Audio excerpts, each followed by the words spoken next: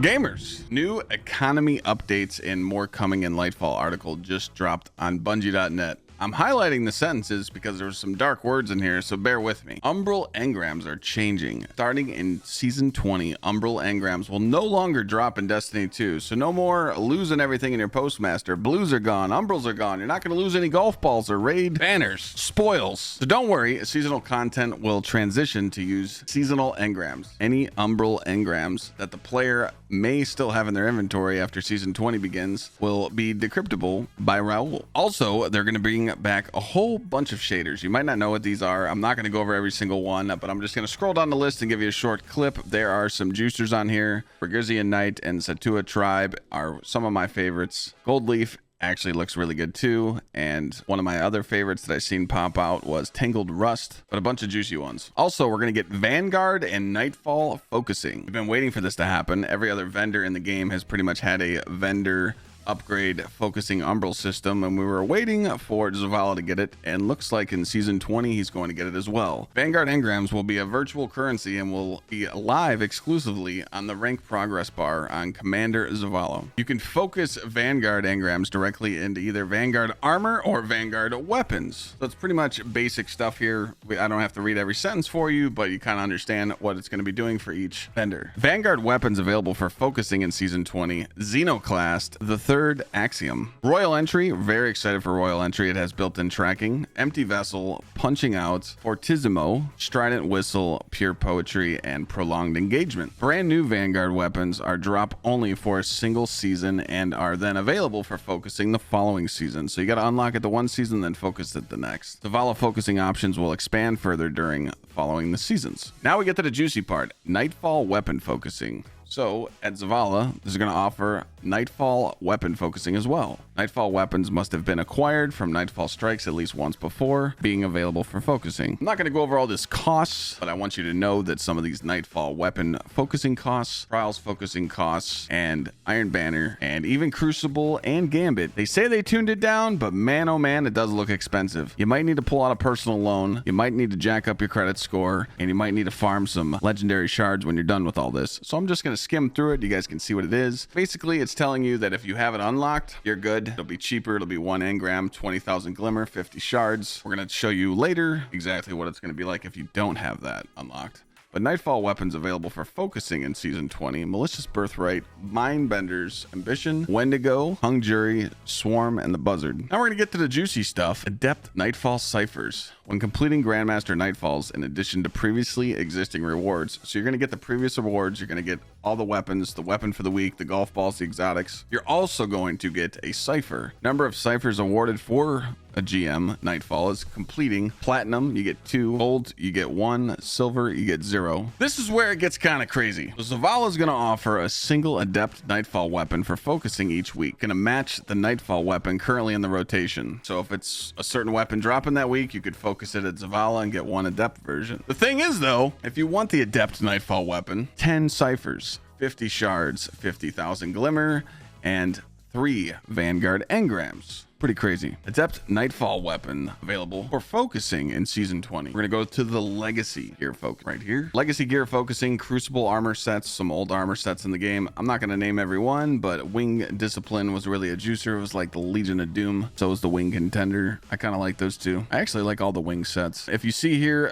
this is where it's gonna get expensive. If a player has 3 Crucible engrams, 50 legendary shards, and 10,000 glimmer. If you've acquired the piece in the past, it's gonna be 1 Crucible engram, 25 shards, and 5,000 glimmers. So it does get expensive if you didn't have it unlocked before, and it works like this through all the systems and every single legacy focusing as well, and you will see it as I read further. Nightfall weapons available for legacy focusing. This is where Plug One, Zoom, the Hothead, yes, I said the Hothead, so everyone that does not have a Hothead, you could farm it. The Comedian, Duty Bound, Silicone Neuroma, DFA, Horror's Least. Don't worry about anything on this list except the Hothead. The Hothead's coming back. You can get it, unlock it, focus it, farm it, get the juice. Remember, You can put a hot head on and have a different subclass on with the new mods. You don't need Fontamite to proc because there's a new one coming. It is the Alpha Omega Juicer. Please get it. Now, this is where that Nightfall weapon focusing cost gets extremely expensive. If a player has 7 Vanguard engrams, 100 legendary shards, and 10,000 glimmer, that's insane. I mean, it's like pay to win, right? You got to spend all that money just to unlock it. If a player has unlocked it, you only need 3 Vanguard engrams, 25 legendary shards, and 25,000 glimmer.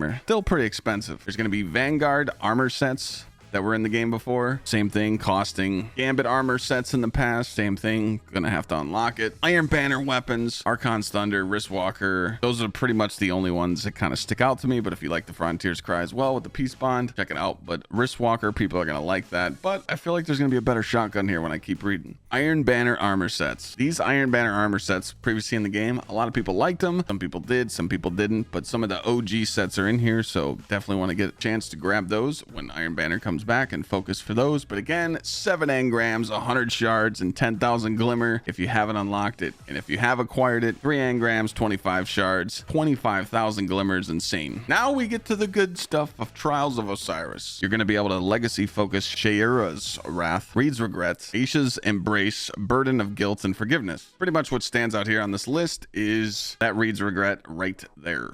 So this is where it gets kind of confusing to me, and I had to read this over a couple times. Adept versions of legacy weapons will not be available for focusing, so that's fine. Trials of Osiris armor sets, though, for legacy focusing. Remember how I always said that there should be more than one set of weapons and one set of armor set you should be farming for when you play Trials, because you're probably getting ran over by triple stack 3.0 teams? Well, now you do. You got armor sets to farm, and you have engrams to farm, and you got some weapons to farm, so this could be good. But again, it's 7 Trials engrams, 100 shards, 10,000 glimmer.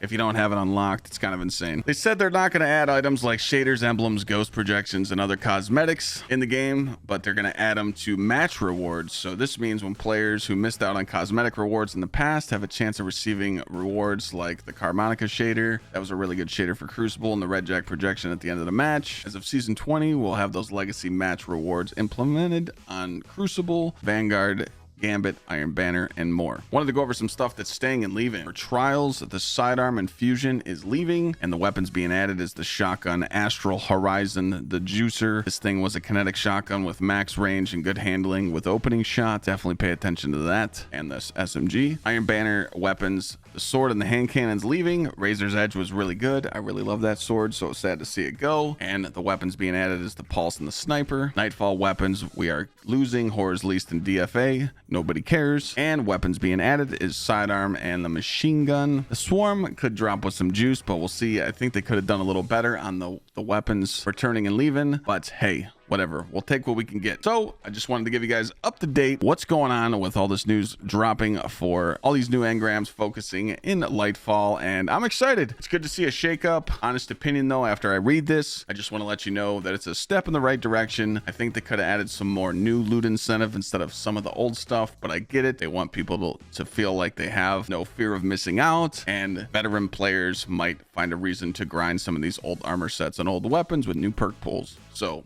again, it's a lot to take in. I know we're going to be farming for a lot, and you're probably looking at your legendary shards right now and going, oh my god, they're finally going to make me spend all these, or vice versa. You only have 100 and you're like, how am I supposed to get all this new stuff? See you in the next one, gamers. Peace.